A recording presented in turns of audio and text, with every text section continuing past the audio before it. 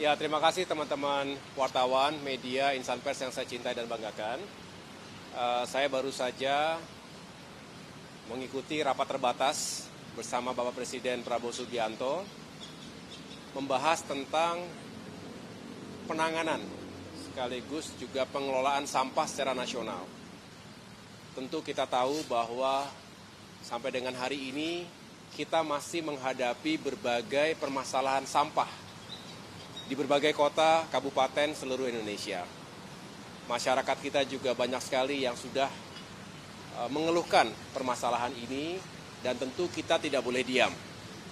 Oleh karena itu, ini menjadi perhatian dan sekaligus prioritas dari Bapak Presiden, sehingga tadi setelah kami memaparkan apa saja yang menjadi permasalahan atau tantangan hari ini, dan juga dihadapkan pada alternatif solusi yang bisa dihadirkan.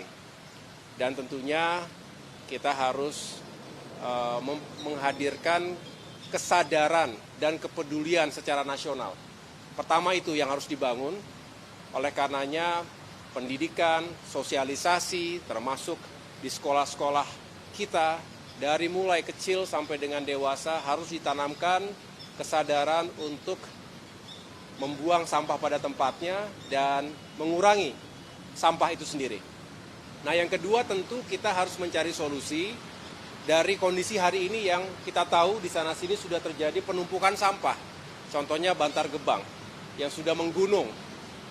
Belum lagi tempat-tempat lain yang seringkali bukan hanya menimbulkan polusi tanah maupun udara dan juga mengganggu kesehatan, mencemarkan lingkungan, tapi juga menyebabkan bencana. Nah, ini semua harus kita cegah dan kita hentikan.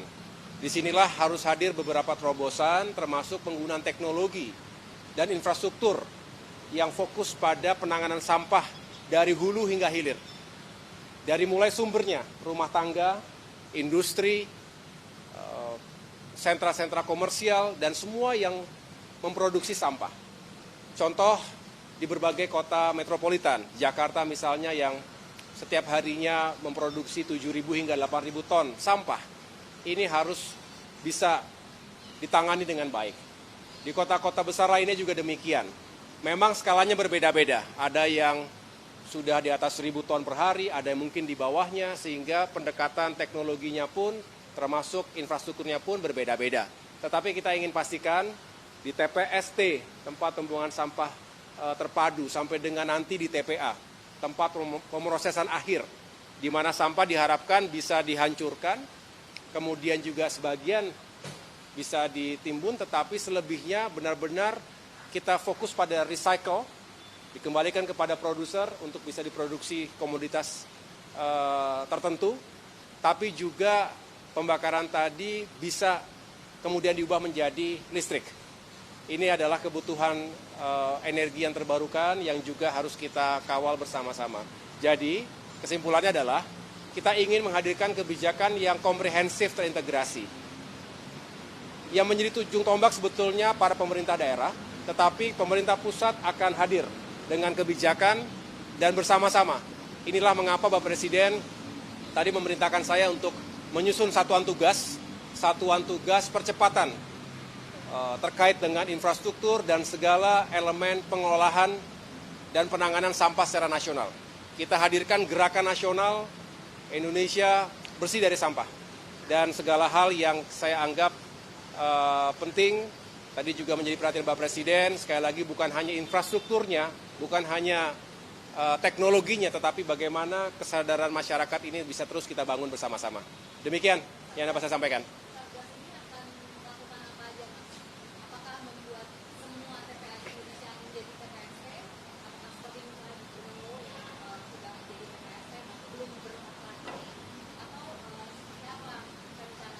Ya, tentu Satgas ini akan melakukan evaluasi terhadap apa yang telah berjalan selama ini. Ada Perpres nomor 35 tahun 2018, artinya sudah berjalan sekitar 7 tahun. Ditetapkan ada 12 kota di Indonesia yang harus fokus pada pengolahan sampah, bahkan diharapkan bisa mengkonversi sampah menjadi energi.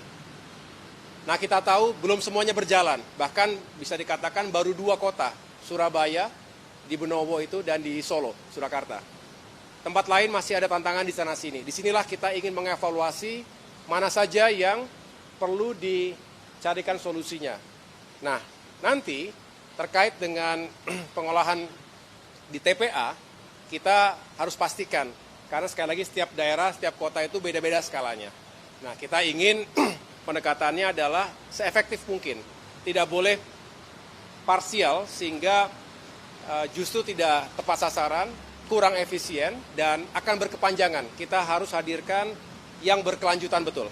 Dan ini yang akan kami garap, dan tentunya kita juga akan bekerja sama dengan berbagai kementerian lembaga lainnya.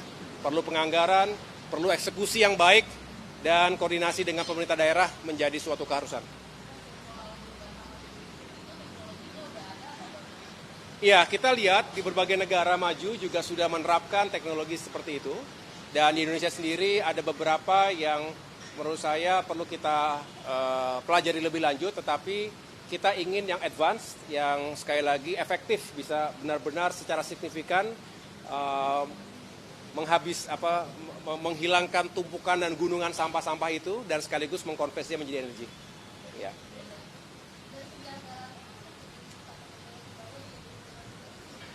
Ya, anggaran harus kita hitung dengan baik. Ya, ini adalah pertemuan awal, dalam arti tentu akan diikuti dengan penelaahan lebih lanjut.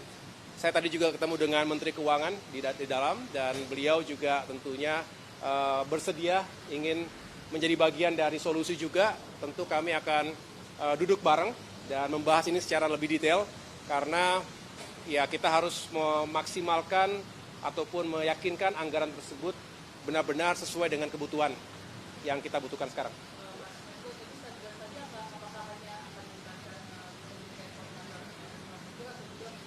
Tidak, ini masalah sampah meliputi banyak hal, ya tentu Kementerian PU sendiri, tadi Menteri PU juga hadir, karena sekali lagi banyak sekali peran dan keterlibatan dari infrastruktur di setiap fase produksi sampah sampai dengan di titik terakhir.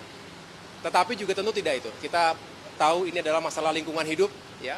Kita tahu kalau berbicara pemerintah daerah, ada Kementerian Dalam Negeri yang juga bisa ataupun menjadi bagian penting di situ.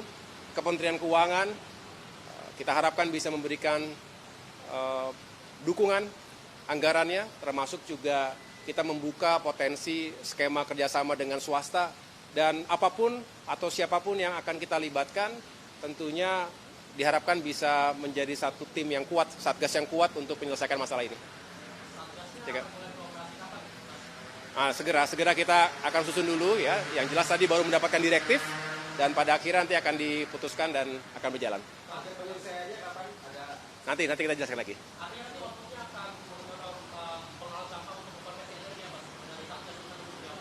Oh ya, jadi artinya sekali lagi kita akan petakan dengan, ini Indonesia kan luas ya, ada 514 kabupaten kota di Indonesia, tentu skalanya, intensitasnya berbeda-beda. Jadi pendekatannya tidak ada satu formula yang bisa diterapkan di semuanya, tetapi di tempat-tempat yang skalanya mencukupi untuk melakukan konversi sampah ke listrik akan kita lakukan, akan kita dorong ke arah sana. Ya. Tetapi tempat yang lain yang jelas kita harus mereduksi sampah dari sumber ke TPA, dan juga melibatkan masyarakat. Ada beberapa contoh yang baik juga di beberapa kabupaten kota yang benar-benar telah melibatkan partisipasi masyarakat. Nah, ini juga harus menjadi contoh buat yang lain.